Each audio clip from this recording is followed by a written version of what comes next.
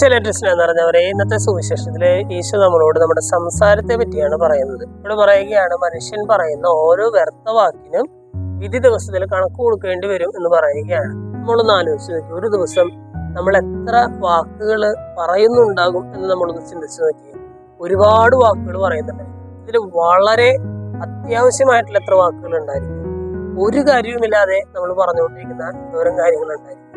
ഈശോ പറയുകയാണ്, നിന്റെ വാക്കിനൊക്കെ കൃത്യമായിട്ട് കണക്കുണ്ട് അല്ലെ? നിന്റെ തലയിലെ ഓരോ തലമുടി ഇഴയ്ക്കും കണക്കുള്ള തമ്പുരാന് നീ പറയുന്ന വാക്കുകൾക്കും കണക്കുണ്ടെന്നുള്ളതാണ്. കൃത്യമായിട്ട് വചനം പറഞ്ഞു വെക്കുകയാണ്, ഞാൻ പറയുന്ന ഓരോ വ്യർത്ഥ വാക്കിനും വിധി ദിവസത്തിന് കണക്ക് കൊടുക്കേണ്ടി വരും എന്ന് പറഞ്ഞാൽ നമ്മുടെ വാക്കുകളുടെ കാര്യത്തിൽ ഒരു കൺട്രോൾ ഉണ്ടാകണമെന്ന് ദൈവം ആഗ്രഹിക്കുകയാണ്. ഇതേ ആശയം തന്നെയാണ് ഇന്നത്തെ ലേഖനഭാഗത്തില് യാക്കോബ് ശ്ലീഹ പറയുകയാണ്, തന്റെ വാക്കുകളെ നിയന്ത്രിക്കുന്നവൻ തന്റെ ശരീരത്തെ മുഴുവനായിട്ട്, തന്റെ ജീവനെ മുഴുവനായിട്ട് നിയന്ത്രിക്കുന്നു എന്ന് പറയുകയാണ്. യാക്കോബ് ശ്ലീഹ അവിടെ നമ്മുടെ നാവിനെ കുറിച്ച് കാര്യമായിട്ടൊക്കെ പറയുന്നുണ്ട്. ചെറിയ ഒരു അവയവമായ ഈ നാവ് വലിയൊരു തീയുടെ തീയാണെന്നൊക്കെ യാക്കോബ് ശ്ലീഹ അവിടെ പറയുന്നുണ്ട്.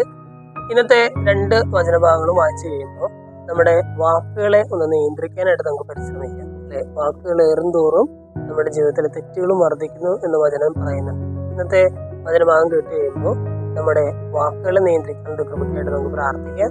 ദൈവം നമ്മെല്ലാവരെയും സമൃദ്ധമായിട്ട് അനുഗ്രഹിക്കും.